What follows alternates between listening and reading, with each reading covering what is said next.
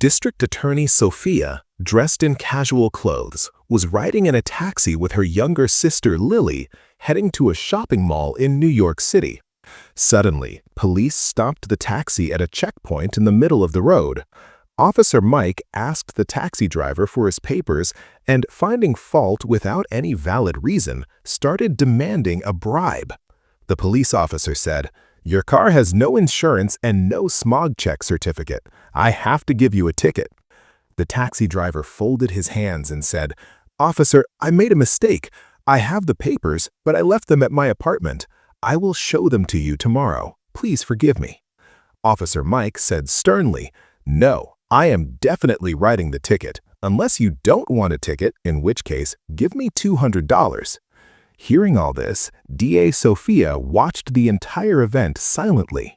The taxi driver said with great humility, "Officer, I just started my shift. The day has just begun. I don't have any cash. I haven't earned a single dollar yet. Where would I get the money to give you?" The policeman replied sarcastically, "You earned money yesterday. Where did that go? Give it from there." The taxi driver said in a hopeless voice, "Sir, that money was spent yesterday. I really don't have any money. Please forgive me. I won't make this mistake again. I will always keep my papers with me." During this entire conversation, DA Sophia, who was sitting in the back seat of the taxi, was watching and listening quietly. When police officer Mike shouted at the taxi driver, saying, "Hey, you broke beggar, you don't have $200? Give me $200 however you can, otherwise I will impound your taxi." The taxi driver said, "Sir, what have I done that you would impound my taxi? Have I committed a major crime?" Hearing this, the officer became furious and slapped the taxi driver hard, saying, "You're arguing with me? You have such audacity?" Seeing this, DA Sophia became very angry. She got out of the taxi, went up to them, and told the police officer, "Who gave you the right to slap this driver? Is this civilized behavior? This man works back-breaking shifts every day to drive this car. This income is how he feeds his family. If he made a mistake, you ask for a bribe, slap him, and then threaten to impound his taxi? What kind of law is this? This poor man didn't come to fill your stomach. He came out to feed his own family." At that time, DA Sophia was wearing blue jeans and a simple top, looking completely ordinary. She was going to the mall to buy clothes for her sister Lily. The police thought she was just a common girl arguing with them. Hearing Sophia's words, Officer Mike got even angrier. He said in a harsh voice, "You're going to teach me what I should do? Who asked you to speak in between? Don't chatter too much or I'll put you in the lockup too. I am the police. I can arrest you right now. Don't show too much attitude. Understood?" Mike had absolutely no idea that the person he was speaking to in this tone was actually the district attorney of the county. Sophia remained calm and said, "Officer, are you robbing people just because you are the police? Forcing bribes from the poor? What you are doing is not only wrong, but also against the law." Hearing Sophia's words, Mike lost his temper. In a fit of rage, he slapped Sophia hard and said, "You're going to teach me the law? I've been watching you talk big for a long time. Do you think you know more law than me? Don't make me any angrier. Otherwise, I will let you and your sister Lily rot in jail. Go, take the taxi and get out of here quickly." The taxi driver was terrified and went silent. On the other hand, Sophia controlled her anger. She intentionally did not reveal her identity because she wanted to see how low Officer Mike could stoop. Then she went and sat in the taxi. After a while, the taxi dropped them off in front of the shopping mall. Sophia took her sister Lily inside and bought her beautiful clothes. Although Sophia looked calm on the outside, inside she had made a vow. She had to teach this Officer Mike a proper lesson. Those who turn the law into a joke while being protectors of the law have no qualification to remain in the department. After returning from the mall, Sophia thought she should go to the police precinct to see the environment there. Mike worked there after all. If the entire station was drowning in corruption, it was necessary to clean the system from the inside. The next morning, Sophia hid her true identity and took on the appearance of an ordinary girl. She wore a green outfit and went straight to the police station. Upon entering the station, her eyes fell on Lieutenant Robert, who was sitting at the front desk. He was relaxing, enjoying the air conditioning, and talking on his mobile phone.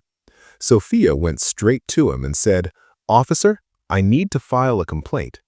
Before Sophia could say anything else, Lieutenant Robert stopped her and said, "What complaint do you need to file? Don't you know there is a $500 processing fee to write a report here? Did you bring money? If you have money, speak. Otherwise, get lost immediately." Hearing this, Sophia's eyes turned red with anger. She was amazed that corruption was happening so openly in this station, and despite being the county DA, she knew nothing about it until now. Sophia sighed and said in a stern voice, "Officer, why are you asking us for a bribe? It doesn't cost money to file a report. What you are doing is unjust and against federal law." Hearing this, Robert got furious and said, "What did you say? I am doing injustice? You know more law than me? Don't talk too much or I'll throw you in a cell right now." Sophia realized that this officer was just as corrupt as Mike. She remained calm and asked, "Where is Officer Mike from your station?" Robert said quietly annoyed, "Why? What business is it of yours? Don't ask me questions. Go talk to him yourself." Sophia said again, "Officer, write the report or I will take action against you. You don't know who I am." Hearing this, Robert laughed loudly and said, "You are threatening me?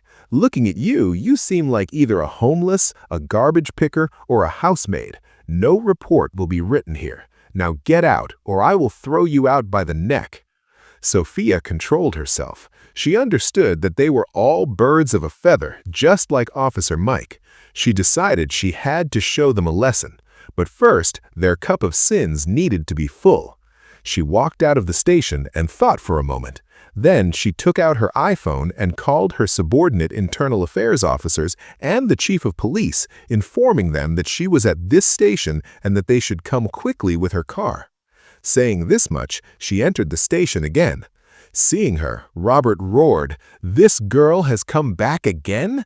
Can you not be made to understand with words? Wait, I'm teaching you a lesson. Looks like I have to put you in jail." Robert started grumbling in anger. Sophia, not afraid, replied in a slow but clear voice, "Officer, I just want to file a report. You write the report. If you treat the public like this, who can we hope for justice from?" But Robert started spouting the same nonsense again. "Didn't I say if you want to file a report, take out $500? Nothing happens here without dollars. Don't disturb me repeatedly, or I'll push you out." Sophia was thinking to herself how low they had fallen. They didn't even have the decency to know how to speak to a woman. She smiled slightly and said, "Look, officer, why are you asking for a bribe? Nowhere in the Constitution is it written that you have to take money from the public to write a report. You are clearly breaking the law. If you don't write the report, I will take strict measures against you. You think yourself a big officer, but you have no idea what is about to happen to you." Hearing this, Robert became extremely angry. He signaled 2 officers and ordered, "Throw this girl out and teach her a good lesson. She won't go just like that." Just as 2 police officers moved towards Sophia to grab her arm, a thunderous voice came from the station door. "Freeze!" Everyone's eyes turned toward the door, and they were shocked by what they saw. A team from Internal Affairs and the FBI had entered to receive DA Sophia. Behind them were the police chief and several other high-ranking officers. One of them looked at Lieutenant Robert with rage and said, "Shameless officer! Disgusting! What are you doing? Right now, at this moment, your badge will be taken and you will rot in jail for the rest of your life." Hearing this, Robert's hands and legs started trembling. Sweat gathered on his forehead. Stammering, he tried to give an explanation. "Chief, this girl." But before he could finish, Sophia stepped forward. Her face now showed clarity and strength. She said in a booming voice, "Shut up, Robert. Not this girl. I am the district attorney of this county, and I have seen with my own eyes how ordinary citizens are treated here. Do you think this station is your father's property? Now you will understand what real law is." The atmosphere of the station changed in an instant. The officers started looking at each other's faces. The two officers who had tried to grab Sophia moments ago stepped back in fear. The police chief slammed his hand on the table in anger and ordered, "Officer, take Lieutenant Robert into custody immediately. Not a moment's delay will be tolerated, otherwise you know the consequences." The entire station fell into pin-drop silence. Robert, who was roaring like a tiger a while ago, was now folding his hands and begging. He looked at Sophia and cried, "Madam, I made a mistake. Give me a chance. My career will be gone." But there was not a speck of mercy in Sophia's eyes. She said in a cold and harsh voice, "A mistake is a mistake when it happens once. Your crime is not a mistake. It is a habit, and you must get the punishment for this. Silencing the public, making a mockery of the law, and insulting women is a crime, not a mistake." DA Sophia told the police chief in stern words, "Suspend him immediately and put handcuffs on him." Hearing this, the chief signaled, and two officers stepped forward and handcuffed Lieutenant Robert. The rest of the police staff present in the station stood with their heads bowed.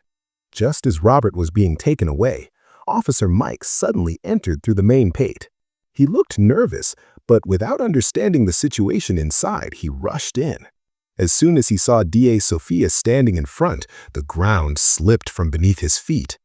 The scene flashed before his eyes of when he had slapped Sophia, thinking she was an ordinary girl while writing the ticket for the taxi driver on the street. That day, he thought it was a trivial incident, but today he understood why that girl was standing in front of him and why so many big officers were standing behind her.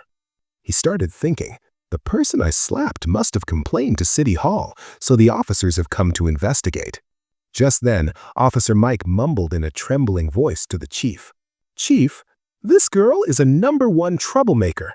When I was writing a ticket for a taxi, she started arguing with me and came to hit me.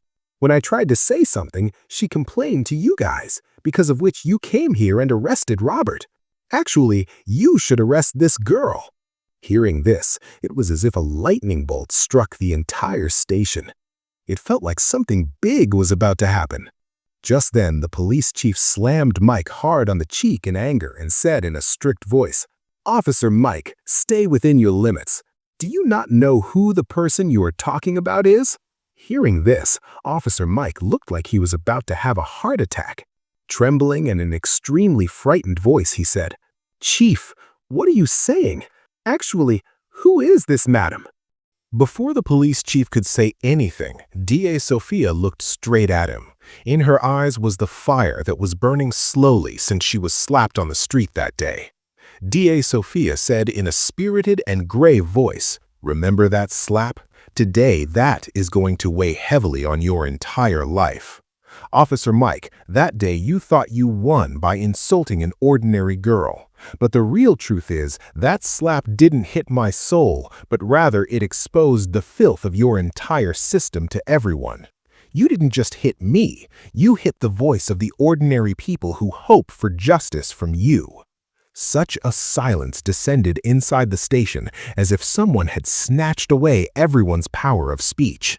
Mike's face turned pale in an instant. His lips were trembling, but no sound was coming out of his throat. Just then, Sophia said in a grave voice, "Today I haven't come just as the DA, but I stand for all those people whom officers like you insult everywhere, whether it be on the street, in the station, or in the office.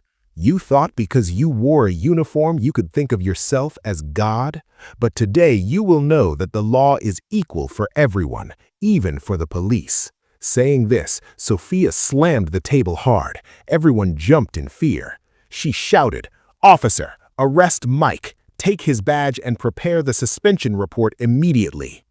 The police chief signaled without a moment's delay. Two officers stepped forward and handcuffed Mike. The poor guy was trembling. He pleaded, "Madam, please forgive me. I made a mistake. I didn't recognize you."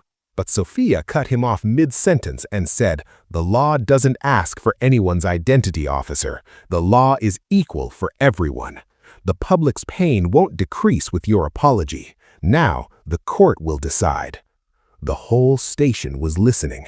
For the first time, this thought was drilled into everyone's head that in this county, from now on, whoever oppresses the public, their place will be solely behind the bars of a jail.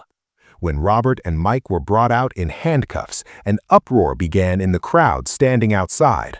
People were whispering to each other. It was unbelievable that two big officers of the department were trapped in the net of the law today. The police chief told the media clearly, "From now on, there will be no hooliganism in this city, only the law. Whether it is a police officer, a politician, or a common man, if they make a mistake, they must get punished." The crowd clapped. Some people were making videos on iPhones as if it were a historic moment. The officers put the two in a squad car and took them straight to the county jail. When the car stopped at the jail gate, the warden himself came out. Sophia and the police chief ordered, "Make them prisoners. From today, they are not officers, they are criminals." Then their uniforms were taken off, and they were made to wear the orange jumpsuits of prisoners. Shame, anger, and remorse all were visible on their faces at once. When they were pushed behind the iron bars, Robert started crying, and Mike started mumbling, "If I hadn't slapped her that day, maybe today I wouldn't have had to see this day."